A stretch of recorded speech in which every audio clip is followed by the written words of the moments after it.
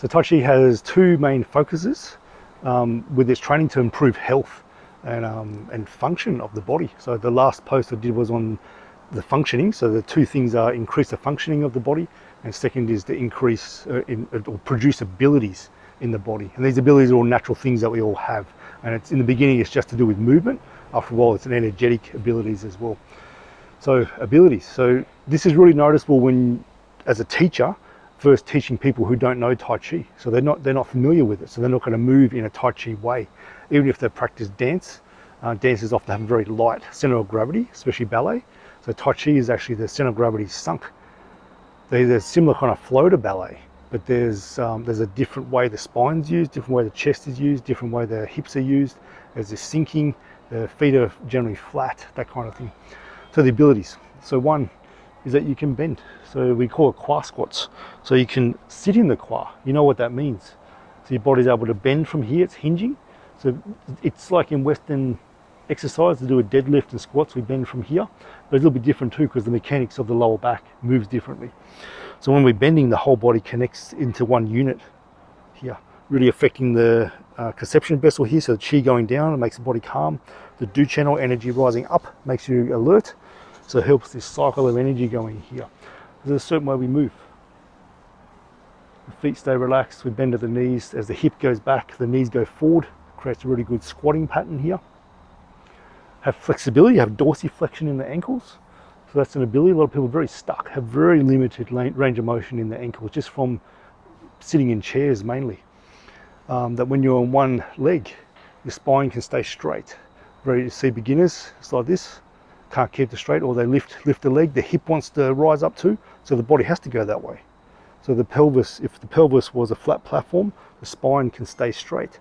If the pelvis is doing this, there's no way the spine will stay straight, it has to do this, and then it'll curve back here. So people have a high hip, they always have a head that comes over here, sometimes it overcorrects and does this, so there's big S-bend through the body. That's all normal. So we're learning to keep a straight spine. Zone stacking, another one. So the head over the thorax over the pelvis, over the abdomen over the pelvis, and the center of gravity is between the feet. That can you maintain this position of the body within movement? Stepping backwards, stepping forward, no matter what kind of stepping, can the body stay integrated together? So that's zone stacking. Can the body do that? That's an ability. Another ability is, can you open and close? So at this point here, so I'm opening and closing the abdomen. So my pelvis has to tuck under a little bit. I'm stooping at the top, like I've had a hard day, like here. Then I'm opening from here. This really activates the spine. Gets cerebrospinal fluid flowing really well in your body, improving lymph, blood flow. All the fluids in your body move better, it pressurizes the body and makes your body very powerful for movement. You open and close the chest. Here. A lot of people can't bring the shoulders back. It's too tight here. So can you circle the shoulders without moving the elbows, without moving the arms? So it's, in the beginning it seems quite simple, but the body can't produce that ability. Until we do practice, then it produces the ability. The body moves differently, shoulder issues start to go away, spinal issue goes away. So we're not focusing on the pathology, we're focusing on working around it to produce the ability, and then the pathology goes away. The big one in Tai Chi is about to decompress the spine. So can you have a sinking through your pelvis into the ground, gentle lift through here like a child's mobile being lifted. So you've been hung from here.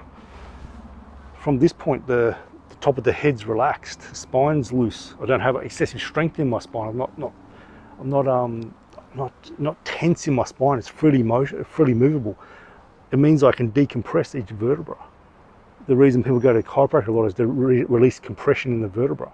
They do the cracking, makes it feel better, releases a whole lot of neurophysiological information, makes the joint open.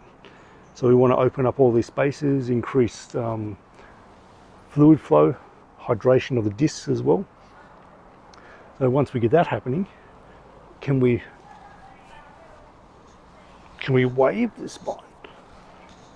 So after a while, someone could put a finger on any vertebra, and with your breath can make that vertebra move in and out. That's a skill, that's an ability in Tai Chi. Can you circle the pelvis this way here?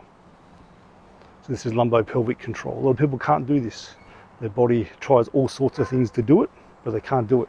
With practice though, they get it. So we have an ability. If you can't move your pelvis this way, usually and nearly always there's problems with pelvic floor, stiffness in lower back, disc injuries, problems in the hips, osteoarthritis, that sort of stuff.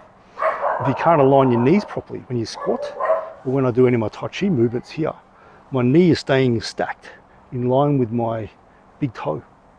So if my knee went in, it's really bad. I feel the pressure on my knee here, it doesn't go to my foot. So it brings us to another ability, which is grounding force. So a lot of people, when they walk around, I can see as a therapist, their body is grounding through their left hip. It's not even grounding to the foot. The foot's connecting, they're walking, but neurally, the body's going, I just connect to here, and this just does its thing. When you do practice with Tai Chi, you find you can neurally ground and really feel into the legs, into the feet. My whole body's just let go. So the compression that's normally in hips, in lower back, hips, knees, or feet, it's just gone. So it's into the ground now. Then the Tai Chi starts. That's where it should come from. Really better circle the neck. So we have free motion in the joints. Really better circle the arms. Little kids do this. They walk around, they swing their arms. Swing. This looks so easy. When we first start Tai Chi, people don't have these abilities. The arms move, there's so much tension in the arms, and the waist doesn't turn. It's this. And this is even still looks too relaxed for what normally happens in beginners. So this starts to turn. Big one. When you tuck the pelvis under a little bit, sink into the legs, this frees up. Spine elongate a little bit, this frees up. You can turn. All the Tai Chi motions come from the waist. So I know this looks like my arms doing a lot, but what I feel my waist moving heaps. My waist even moves more, feels like it moves more than my arms. So these are abilities that can be produced in Tai Chi. Opens up all the joints.